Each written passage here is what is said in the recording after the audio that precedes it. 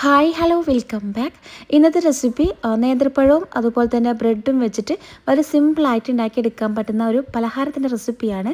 അപ്പോൾ video skip ചെയ്ത് കാണുക, ഇഷ്ടമായി ലൈക്ക് ചെയ്യുക, ഷെയർ ചെയ്യുക, പിന്നെ ഈ ഒരു ചാനൽ സബ്സ്ക്രൈബ് ചെയ്യാനും കൂടി മറക്കല്ലേ. അപ്പോൾ നമുക്ക് ഈ ഒരു പലഹാരം എങ്ങനെ തയ്യാറാക്കി എടുക്കുക എന്നുള്ളത് നോക്കാം. അതിനായിട്ട് ഞാനിവിടെ ഒരു പാനിലേക്ക് കുറച്ച് നെയ്യ് ഒഴിച്ചു കൊടുത്തിട്ടുണ്ട്. നെയ്യിലേക്ക് നമുക്ക് ഇഷ്ടമുള്ള നട്ട്സ് ചേർത്ത് കൊടുക്കാം. ഞാനിതവിടെ അണ്ടിപ്പരിപ്പും പിന്നെ കുറച്ച് ബദാമും ചെറുതായിട്ട് കട്ട് ചെയ്തിട്ട് ചേർത്ത് കൊടുത്തിട്ടുണ്ട്. അതിൻ്റെ കൂടെ തന്നെ കുറച്ച് മുന്തിരി, ഉണക്ക മുന്തിരിയും ചേർത്ത് കൊടുത്തിട്ടുണ്ട് കേട്ടോ. അപ്പോൾ നിങ്ങൾക്ക് ഇഷ്ടമുള്ള നട്ട്സും കാര്യങ്ങളൊക്കെ ഇതിലേക്ക് ഈ ഒരു ടൈമിൽ ആഡ് ചെയ്ത് കൊടുക്കാവുന്നതാണ്. അപ്പോൾ നമുക്ക് ഈ ഒരു അണ്ടിപ്പരിപ്പും അതുപോലെ തന്നെ ഈ ഒരു ബദാമൊക്കെ നല്ലോണം ഇതുപോലെ ഒന്ന് വറുത്തെടുക്കാം. ഒരുപാട് നല്ലോണം ഗോൾഡൻ കളർ ആക്കി എടുക്കണമെന്നില്ല. നിങ്ങൾക്ക് അങ്ങനെ ചെയ്തെടുക്കണമെങ്കിൽ അങ്ങനെ ചെയ്തെടുക്കാം കേട്ടോ. ഞാനിപ്പോൾ കുറച്ചിങ്ങനെ ലൈറ്റ് ഒരു ഗോൾഡൻ കളർ ആക്കി എടുത്തിട്ടുണ്ട്. ഇനി നമുക്കിതിലേക്ക് വേണ്ടത് തേങ്ങയാണ്. കുറച്ചധികം തന്നെ ചിരകിയ തേങ്ങ എടുത്തിട്ടുണ്ട്. അതും കൂടി ഇതിലേക്ക് ചേർത്ത് കൊടുത്തിട്ട് നല്ലോണം മിക്സ് ആക്കി എടുക്കാം. ഇത് നമുക്ക് കുറച്ച് സമയമെടുത്ത് ഇതുപോലെ ഒന്ന് ഇളക്കി കൊടുക്കാം കേട്ടോ. ഇനി ഇതിലേക്ക് വേണ്ടത് നേന്ത്രപ്പഴമാണ്.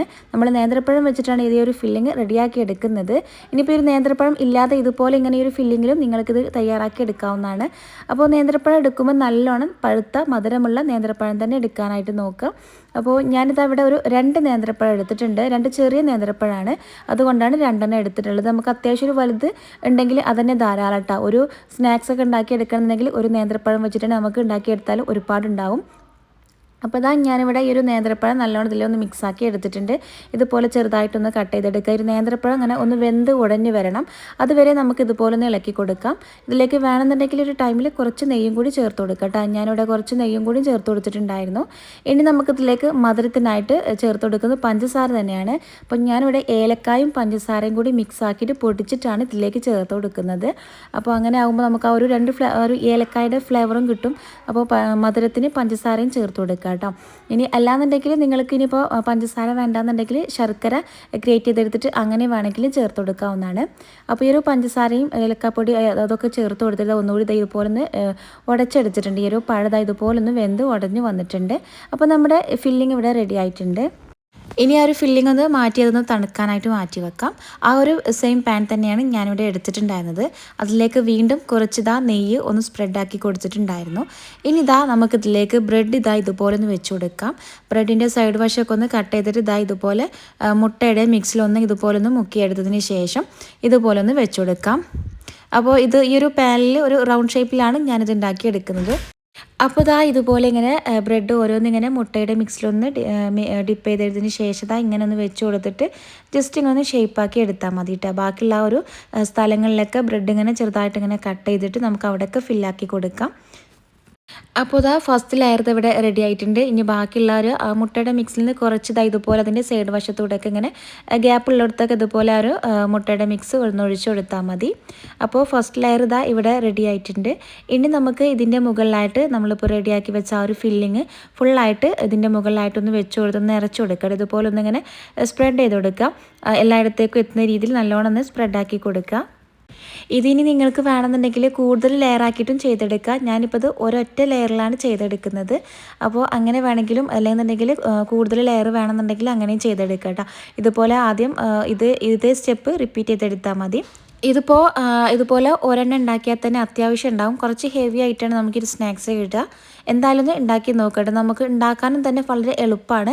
അപ്പോൾ നമ്മൾ സാധാരണ എന്നും ബ്രെഡിൻ്റെ ഉള്ളിൽ സാധാരണ എരിവുള്ള മസാലയും കാര്യങ്ങളൊക്കെ വെച്ചിട്ടാണ് ചിക്കനൊക്കെ വെച്ചിട്ടാണ് നമ്മൾ ഇതുപോലെ പോളൊക്കെ ഉണ്ടാക്കി എടുക്കാറ്. അപ്പോൾ ഇടയ്ക്ക് ഇതുപോലെ ഒന്ന് മധുരമുള്ള ഫില്ലിങ് വെച്ചിട്ട് നമുക്ക് ഇതുപോലെ ഉണ്ടാക്കി എടുക്കാവുന്നേ ഉള്ളൂ. അപ്പോൾ ഞാനിവിടെ ഫില്ലിങ്ങൊക്കെ ഫുള്ളായിട്ട് ഇതുപോലെ ഒന്ന് സ്പ്രെഡ് ചെയ്ത് കൊടുത്തിട്ടുണ്ട്.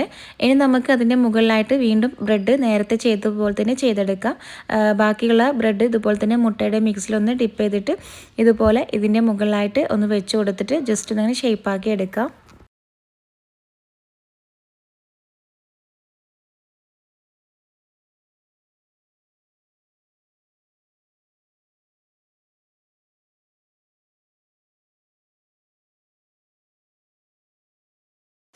അപ്പോൾ ഇതാ ഒരു ബ്രെഡ് വെച്ചിട്ട് ഇതുപോലെ ഒന്ന് ലെവൽ ചെയ്തെടുത്തിട്ടുണ്ട്. ഇനി ബാക്കിയുള്ള ആ ഒരു മുട്ടയുടെ മിക്സ് അതിൻ്റെ സൈഡ് വശത്തൂടായിട്ട് ഇതുപോലെ ഒന്ന് ഒഴിച്ചു കൊടുക്കാം. ഗ്യാപ്പുള്ള വശത്തൊക്കെ ഇതുപോലെ ഒന്ന് ഒഴിച്ചു കൊടുത്തിട്ട് ഇതാ ഇതുപോലെ ഒരു സ്പൂൺ വെച്ചിട്ട് തന്നെ ഇങ്ങനെ പ്രസ് ചെയ്ത് കൊടുത്താൽ നമുക്ക് നല്ലൊരു ഷേപ്പിൽ തന്നെ ഇത് കിട്ടും കേട്ടോ. ആ ഒരു ബ്രെഡൊക്കെ ആ ഒരു മുട്ടയുടെ മിക്സിൽ ഇങ്ങനെ കുതിർന്ന് വന്നുകൊണ്ട് തന്നെ നമുക്കിങ്ങനെ ഷേപ്പാക്കി എടുത്താൽ തന്നെ നല്ലൊരു ഷേപ്പിലായിട്ട് കിട്ടും. വേണമെന്നുണ്ടെങ്കിൽ ഇതിൻ്റെ മുകളിലായിട്ട് നട്ട്സൊക്കെ ഇട്ട് കൊടുത്തിട്ട് ഒരു ഭംഗിക്ക് വേണ്ടിയിട്ട് അങ്ങനെ ചെയ്തെടുക്കാം കേട്ടോ.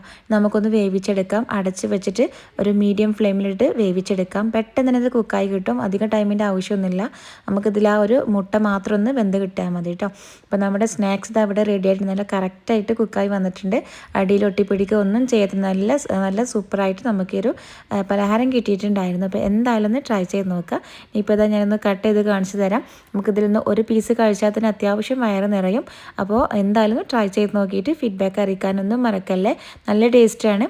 അപ്പോൾ ഇൻഷാല്ല ഇതുപോലത്തെ റെസിപ്പീസിനൊക്കെ വേണ്ടിയിട്ട് ഒരു ചാനൽ സബ്സ്ക്രൈബ് ചെയ്യുക. സബ്സ്ക്രൈബ് ചെയ്യുമ്പോൾ ബെല്ലൈക്കൺ പ്രസ് ചെയ്ത് ഉള്ളുന്ന ഓപ്ഷനും കൂടിയും കൊടുക്കാൻ മറക്കല്ലേ. എങ്കിൽ മാത്രമേ ഞാനിടുന്ന വീഡിയോസിൻ്റെ നോട്ടിഫിക്കേഷൻ നിങ്ങൾക്ക് ലഭിക്കുള്ളൂ. അപ്പോൾ ഇൻഷാല്ല പുതിയൊരു വീഡിയോയിൽ കാണാം. താങ്ക്